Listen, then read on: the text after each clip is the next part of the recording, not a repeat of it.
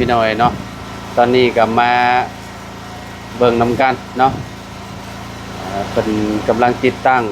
บานประตูพี่น้อย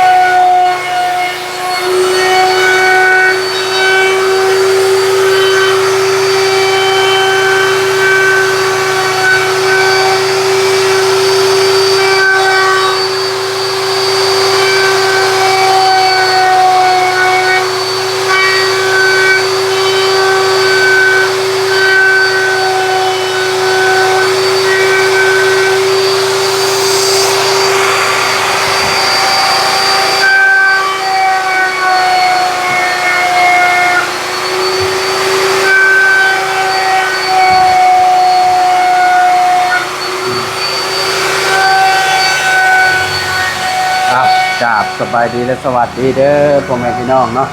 FC เบิร์สุขุทุกคนพี่น้อยทางเอาเนาะมาอัปเดตเพื่อนน้องแต่งจริงพี่น้อยเนาะก็ฝากที่เพิ่นสาบแล้วพี่น้องของนอนเนาะคักงามคักพี่น้อยเนาะเรียบร้อยแล้วพี่น้อยโอ้เนาะห้องนี้ถือว่าเรียบร้อยเสร็จภารกิจห้องนี่พี่น้องเนาะยังเหลืออยู่ฝั่งนี้แล้วก็อยู่ห้องในพี่น้องเนาะโอ้ยขักหลายบาดนี่เนาะ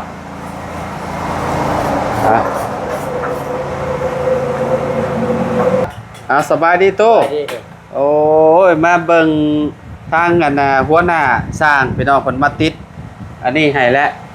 ติดอันบ้านพี่น้องเนาะหาก็ว่างบ่นี่อ้ายเจ้าน่ะหาก็ว่างบ่โอ้บ่ว่างก็อยู่เวียกลายบ่โอ้เวียกลายเนาะตู้พี่น้องชานแน่ขออนุญาตหน่อยตู้เมื่อบ้านได้มานี่ได้โชคดีเมื่อบ้านป้าได้มานี่มื้อได้มาประมาณหลายมื้อเติบพุ่นแหละเนาะพอดีมันแล้วเพราะว่ามาหลายมื้อแล้วเด้ประมาณ7มื้ออาทิตย์นึงเลยเท่าก็ได้เนาะต้องเมื่อเบิ่งทางบ้านน้ำแน่พี่น้องเนาะเพิ่นก็เรียกหลายทางอ้ายเพิ่นก็ได้เนาะอยู่บ้านห้วยซานแน่เนาะเวียกเพิ่นมื้อนี้คือแบบมีโอกาสมาแล้วก็อันนี้เลยเราก็ได้มาเฮ็ดมาติดอันนี้เอามาติดบานประตู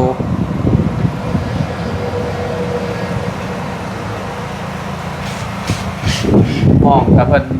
แล้วแหละฟ้านั่นเนาะห้องน้องบ่แม่นห้องจุ๊บเจ้าแล้วเนาะ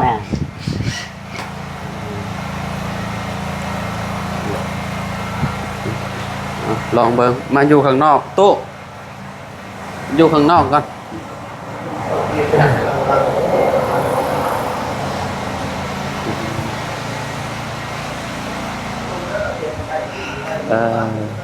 ว่าเมียบ่สบายบ่เมียเจ้าแม่เนาะเจ็บท้องเป็นได้ปล่อยก็ยังเจ็บท้องมือเลยท้องบิดบ่เจ็บท้องบิดกินน้ำดิบบ่จักบ่น้ำอนามัยเลยกินน้ำอนามัยไปกินน้ำดิบมันคือกินเจ็บท้องบิดแบบหมู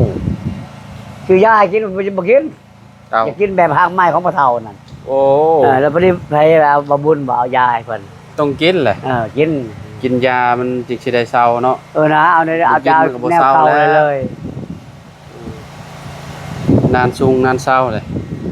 แปลว่าจะกินแต่หางไม้บ่โอ้จะหางไม้เพิ่นบ่กล้ากินยาพี่น้อยเนาะตอนนี้ก็มาเบิ่งนำกันเนาะเป็นกำลังติดตั้งบานประตูพี่น้อยเนาะ ข้างสีคักอยู่เนาะโอ้ยพี่น้องเอ้ย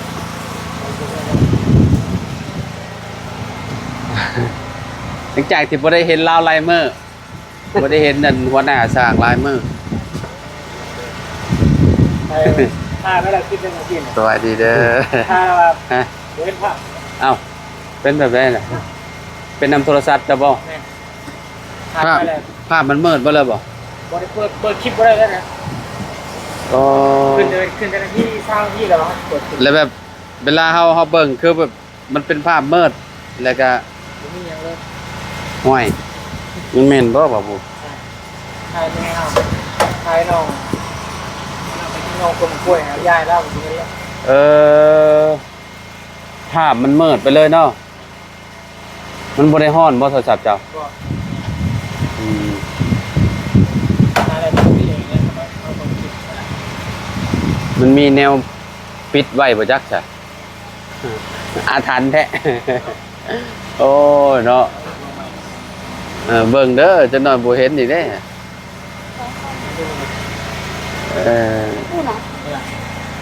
มันเป็นภาพว่างเปล่า 52 โมงว่ะ ไม่สามารถเล่นวิดีโอได้ ไม่รับรอง ตัวนี้ได้บ่ตัวนี้ตัวใหม่โอ้ยถ่ายเสียเมื่อยซื่อๆซะเนาะเอาพี่น้อยเวลามันบางทีมันภาพ มันบ่รับรองเรียบร้อยแล้วจักเครื่องน่ะเปิดไฟก็เฮาบ่ขึ้น ใช้สองคนงานผมมาบ่ลูกน้องผมมาบ่ มีแต่คนน่ะ เดี๋ยวหน้าจะกลางเลย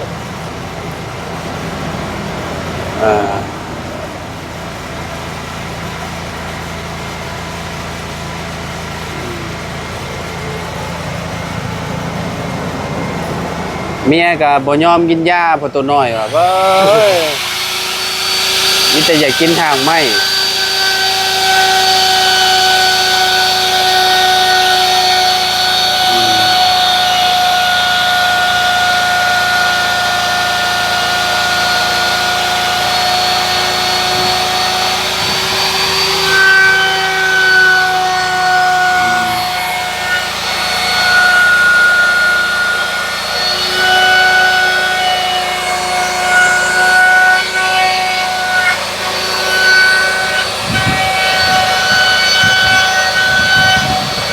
คนน่ะเป็นคนลงมือเองเลยเนาะ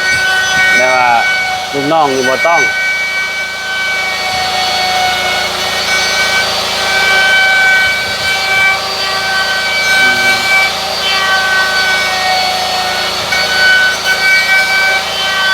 เมื่อได้จะไปซื้อไก่ ยังกับคนมันจันทร์แหละมันผิดมันจันทร์เลย ต้องเบิ่งเพิ่นก่อนแหละ เพราะว่าเฮาเมื่อบ้านเลยเบิ่งเพิ่นเด้อบัดนี้ มันจะมาไปละมันชั้นไปละ เพราะว่าก็เวลาเบิ่งนำกันหั่นแหละ ไม่ต้องไปง่ายหรอก เบิ่งนี่แหละเบิ่งเฮือนเจ้าแหละ แม่น เบิ่งเพิ่นทราบเป็นหยังคันว่ามันแตกมันหยังก็บอกเพิ่น แม่น ต้องให้เพิ่นแก้ให้แหล้วที่มันเฮาบ่อยู่แหละก็เจ้าก็เฮ็ดตามใจกับเจ้าแหล้วจริงๆก็ได้ต้องเบิ่งเพิ่นนำ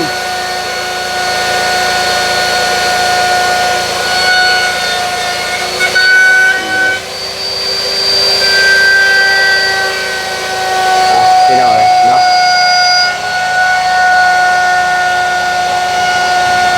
ทางหัวหน้าเพิ่นก็เฮ็ดเองเลยกับเมียเพิ่น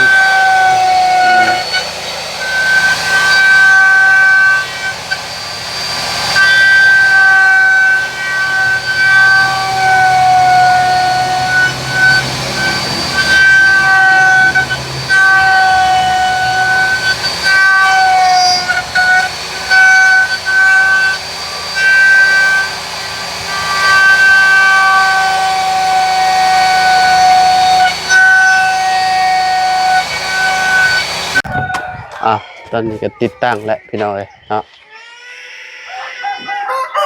Dịch lùi chân ra, dịch lùi chân ra tí.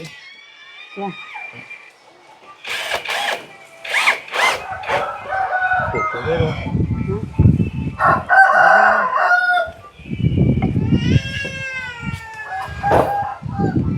ได้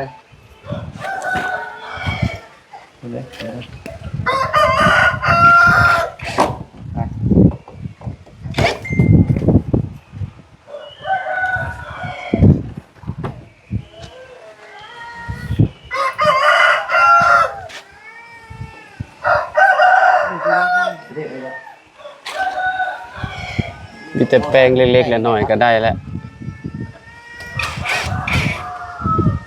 มือได้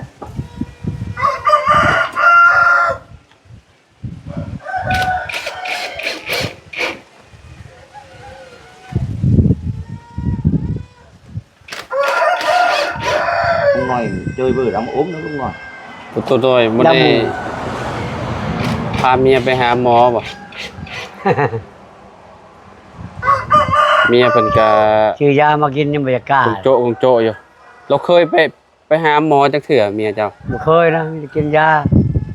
ตั้งแต่เกิดมาบ่เคย เจ้ากันนานนะ ตั้งแต่อยู่กับเจ้าเราเคยบุออกลูกออกอยู่ห้องหมอบ่ลูกออก เอา อยู่ ลงหมอ อ่ะ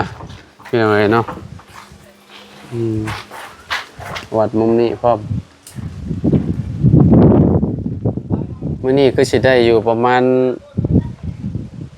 จักบาทหมู่สมมุติว่าเพิ่นติดตั้งใจติดอีหลีรอ เพื่อนนึงอ่ะ ฟ้านี่นะสิแล้วจักหน่อยพอโดนเนาะพี่น้องเอ้ยเนาะเพราะว่ามีอยู่5วงเนาะตัวอันนี้นี่พี่น้องเอ้ยมีอยู่1 2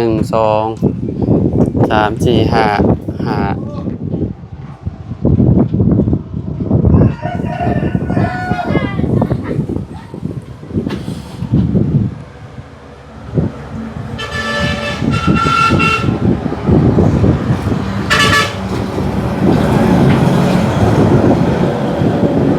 ได้เนี่ยมีแอปกันแหละมีหยังก็ล่มกันพี่น้อยเนาะอยากได้สีแบบใดก็บอกเราหรือว่าน้องเพิ่นสิเลือกเองก็แล้วแต่เนาะให้น้องเพิ่นเลือกน้องเต็งจริงนั่นแหละให้เพิ่นเลือกเอาว่าเพิ่นอยากได้แบบใดสีตอนนี้ยังบ่แล้วเด้ยังบ่แล้วเนาะคันบ่แล้วแหละสามารถแบบเลือกบาดนี่เลือกเอาว่าอยากได้แบบใด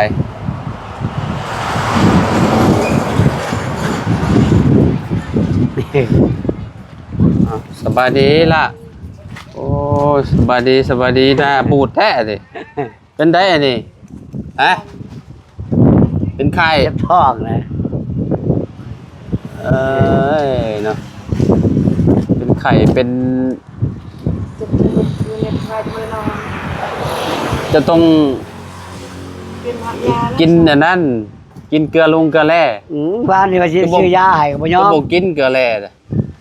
บ่กินบ่ กินหักไม้นะสาว อ้าวหากไม่ก็มันต้องกินยานี่น้ ย่าอย่างไร เอายาที่เจ็บท้องแล้วก็ยาเกลือแร่แนะนำแบบเกลือน้ำเกลือนี่ ำ แล้วก็กิน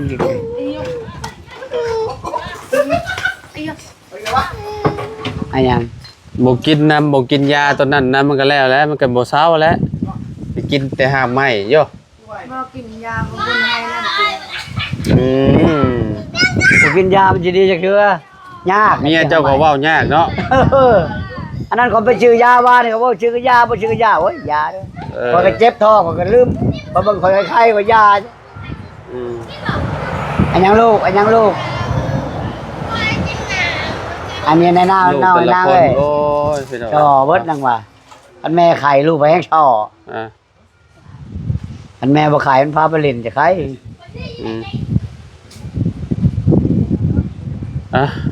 โอเคใช่พี่น้องเนาะเฮาก็ขอโตล่ำลาแล้วเนาะจังได๋ก็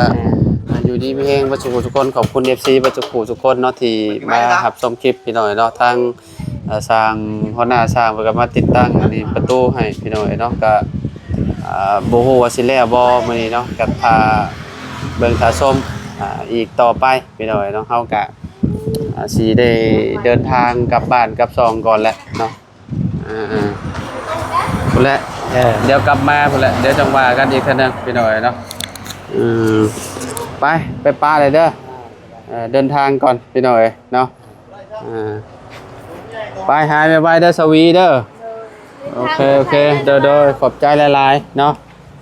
พ่อแม่พี่น้องเอ้ยเนาะ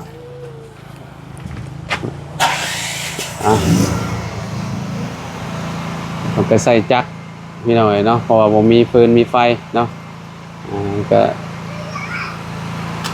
ยังไทยเนี่ยเรามีครบทุกอย่างเนาะเห็ดยังก็ได้นะทางคนหน้าทางเวียดเนาะเอาจังได้ก็ขอบคุณหลายๆเด้อพี่น้องเด้อเนาะพบพ่อกันคลิปไหนเนาะสำหรับคลิปนี้เขาก็ขอโตวแล้วสบายดีและสวัสดีพ่อกันใหม่พี่น้องเอ้ยเนาะ